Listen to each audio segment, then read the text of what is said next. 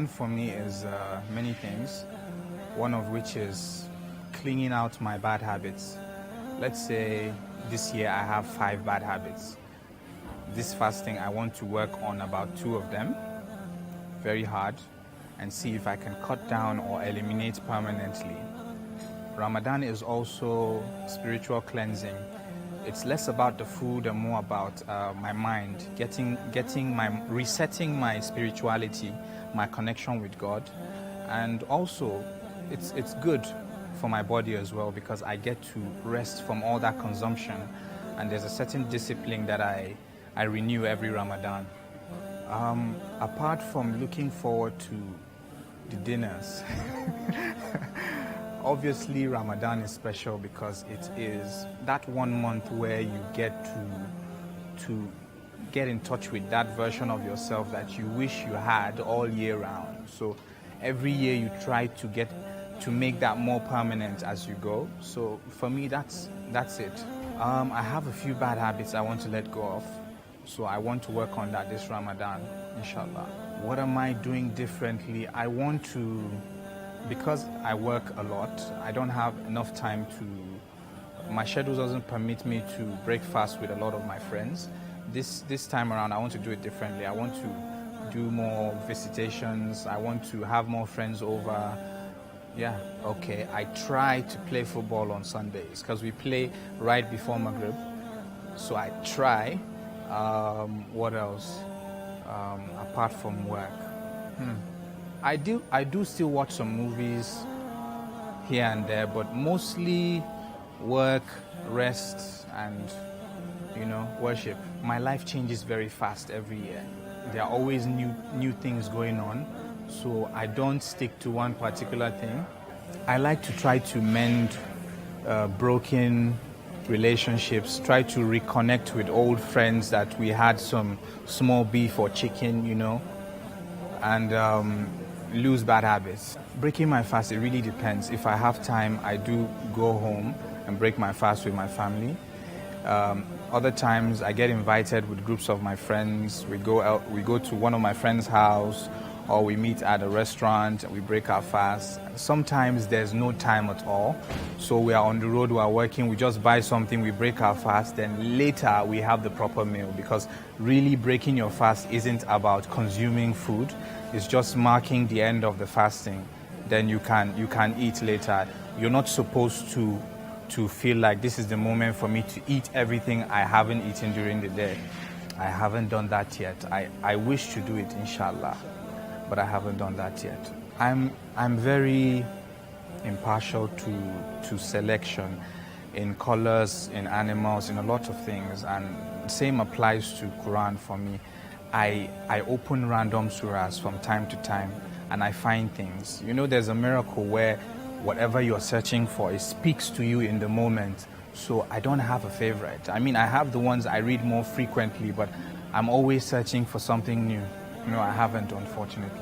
The downside to being an upcoming small business person like myself with various activities, yes, and running 3 businesses is you have to work very hard to balance your spiritual and work life. It's not easy at all. So some privileges that my friends who work 9 to 5 have do not exist to me, not at the moment. I'm beginning to find balance because I have more people working with me now. I have more support. Slowly and surely I will have the free time to balance it, but it's been a struggle. My most memorable Ramadan, I just graduated and I was working for a news agency in Istanbul. So I was surrounded by close friends and I didn't have too many distractions. So I had time to connect with God the way I wanted to. I ate food with my friends. We broke fast together. We explored a lot of things. I truly participated in Ramadan the way I wish to. Since then, I haven't really gotten that satisfaction, but I'm working towards it. But that's my most memorable Ramadan. I co-own 2 restaurants and I have a fashion line. I leave the house maybe 9 o'clock, sometimes maybe 8:30, and I come back between, the past few months, maybe past 6 months, I close maybe 11. My working hours are crazy, but we find, the thing is, I believe we're all born for a purpose. And in anything you do, if you cannot separate your work and your spiritual life, then your spiritual life has to be in your work. Yeah, actions are judged according to intentions. If everything you do, business-wise or work-wise, is directed towards being the best Muslim you can be, being an example for Islam, showing that a Muslim can be the best in his office, gaining money from business and doing charity, or encouraging people, but inserting that worship in your work, then you find a way of remembering Allah all the time. But if it's just work, I mean, I'm not there yet, but I'm working on integrating that. So even when I'm fully in work mode, my intentions are towards pleasing my Creator. I would say zikr. The last 10 days. I have a very, I have a very relaxed way of handling some rush things, like goodbyes. I don't validate goodbyes. I don't, something that people want to make the most out of. I want to get 150 from this. My personality isn't really like that. I'm very moderate but consistent with my moderation. So I find my moments where I sincerely seek what I want from God, and I hope that He hears me.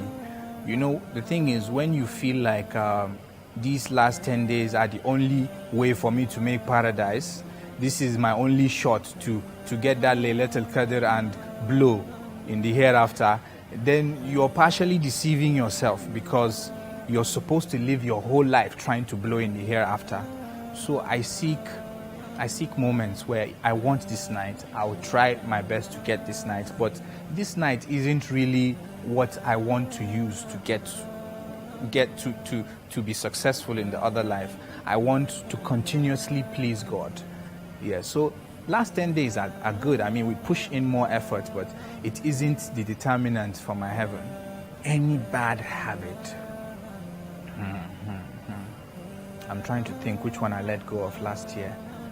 I reduced greatly. I would say 70% reduction. Then also, what I gained mostly is my value for food.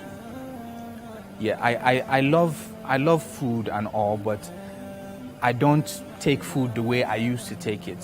When I got to a point where I understood that, okay, the food is meant to keep you going, but the idea of the fasting is to cleanse yourself spiritually. Let's say we were given eternity to live on earth. You could live and never die.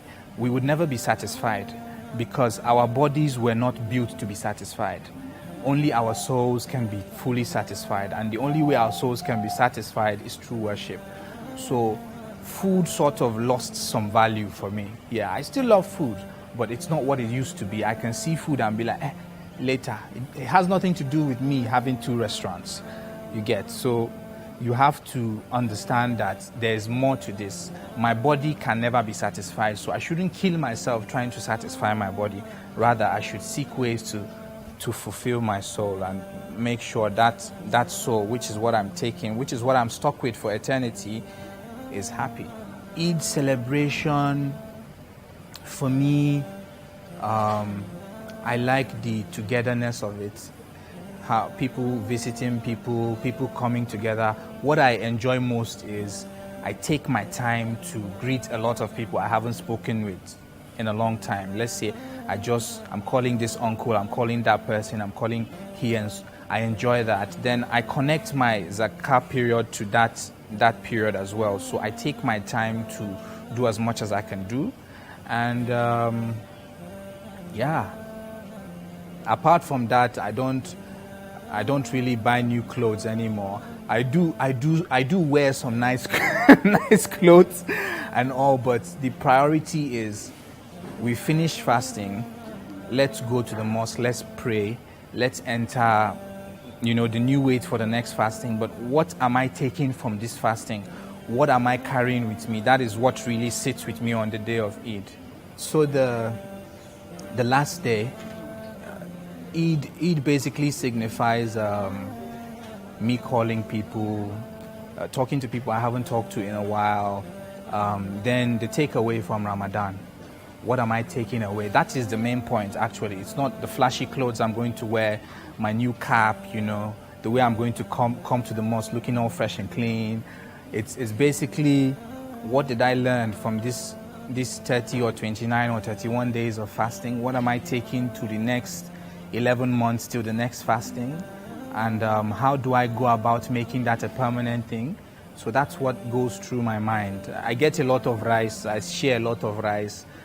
I like the reaction that my Christian neighbors get when they get the rice. My wife makes awesome fried rice. It's amazing. My chef has been fighting with me because I told him my wife's fried rice is better than his. And we live on and we hope for the best. None of us is perfect, but we as Muslims were supposed to seek that perfection. No matter how much we sin, we have to keep going, because we were not born to be perfect. We were born to seek perfection, and in that pursuit of perfection, we fulfill our duties as servants of Allah. Thank you.